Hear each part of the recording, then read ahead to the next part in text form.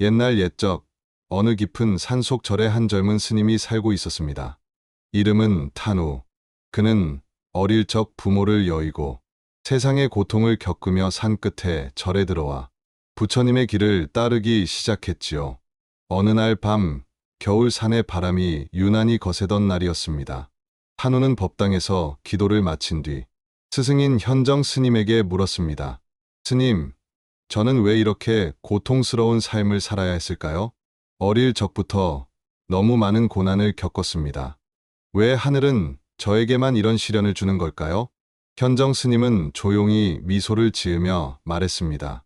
탄우야, 하늘은 아무에게나 시련을 주지 않는다.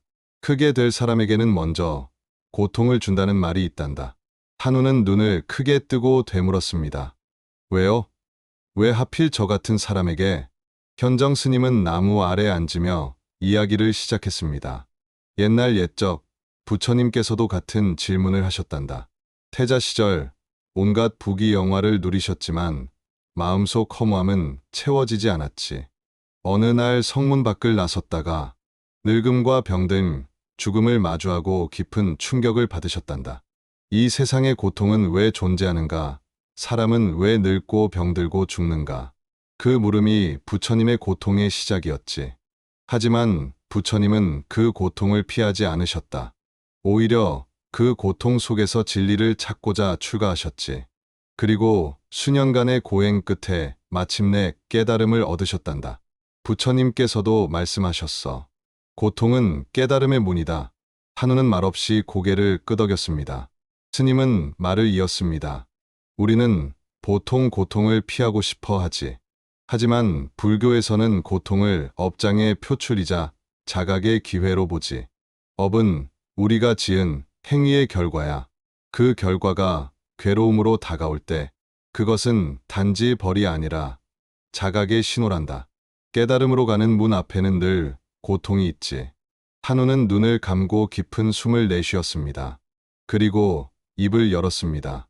그렇다면 저는 이 고통 속에서 무엇을 배워야 하나요?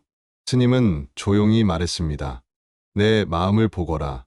고통이 왔을 때 내 마음은 어떻게 움직이느냐? 분노하는가? 슬퍼하는가? 받아들이는가?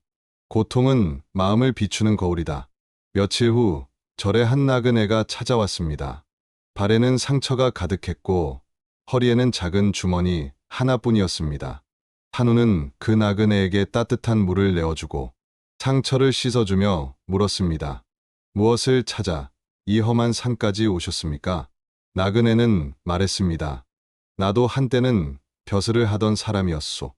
하지만 어느 날 모든 걸 잃었지. 친구의 배신, 가문의 몰락, 아이의 죽음. 모든 걸 잃고 나는 삶의 의미를 잃었습니다. 그러다 문득 누군가 말하더군요. 고통이 클수록 그대의 그릇도 큰 법이다. 그래서 그 말의 진실을 찾고 싶어 이곳까지 왔소. 그 말을 들은 탄우는 나그네를 조용히 법당으로 이끌었습니다.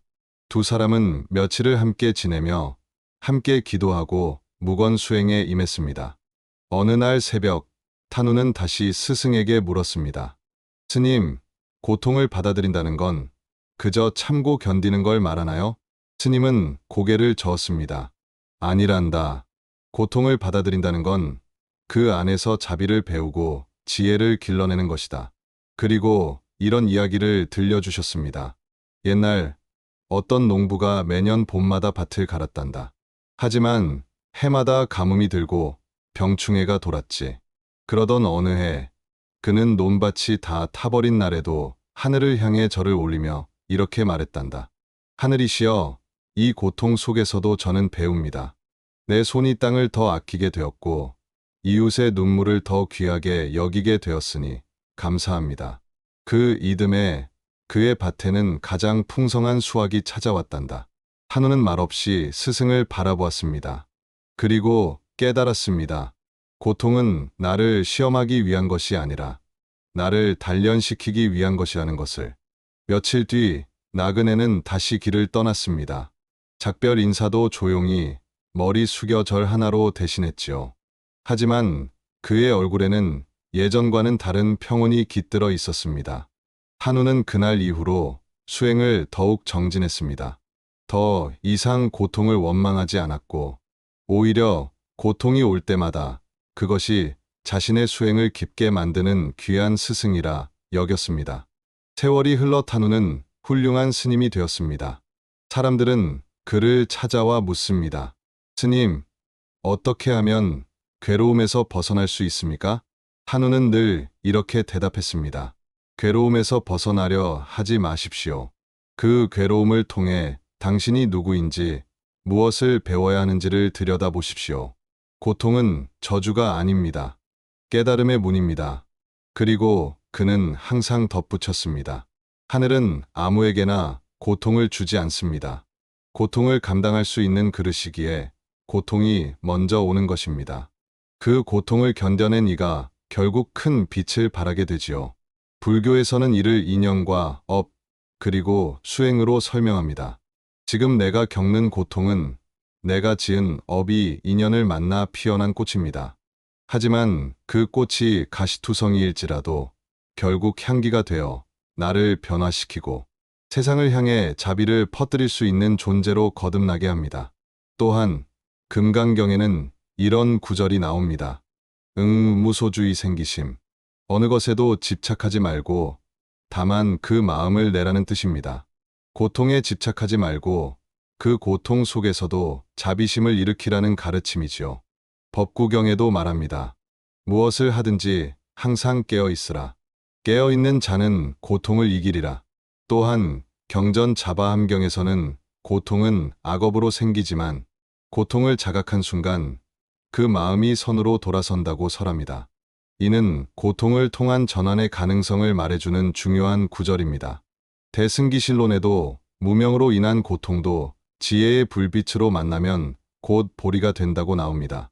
이는 우리가 겪는 괴로움조차 결국은 깨달음으로 향하는 씨앗이 될 수 있다는 의미입니다. 고통은 인생을 파괴하는 것이 아니라 인생을 바로잡는 나침반일 수 있습니다. 누군가는 그 고통 속에서 무너지고 누군가는 그 고통 속에서 눈을 뜹니다. 선택은 우리에게 달려 있습니다. 부처님께서도 마지막 열반에 드시기 전 제자들에게 남긴 말씀이 있습니다. 모든 것은 무상하니 게으르지 말고 정진하라. 고통은 무상합니다. 지금의 아픔도 반드시 지나갑니다. 하지만 그 고통 속에서 내가 정진했는가 아니면 좌절했는가에 따라 다음 인생이 달라집니다. 그러니 고통을 피하지 마십시오. 그 안에 당신이 크게 될 이유가 담겨 있습니다. 그리고 기억하십시오. 고통의 크기는 그 사람이 이룰 수 있는 크기를 가늠하게 해줍니다. 스스로를 의심하지 마십시오. 그 아픔이 크다면 반드시 그만큼의 가능성과 씨앗이 당신 안에 존재한다는 뜻입니다. 그 씨앗은 지금 이 고통 속에서 싹을 틔우고 있습니다. 잘 견뎌주십시오. 그리고 자신을 믿으십시오. 당신의 길 위에 연꽃이 필 것입니다.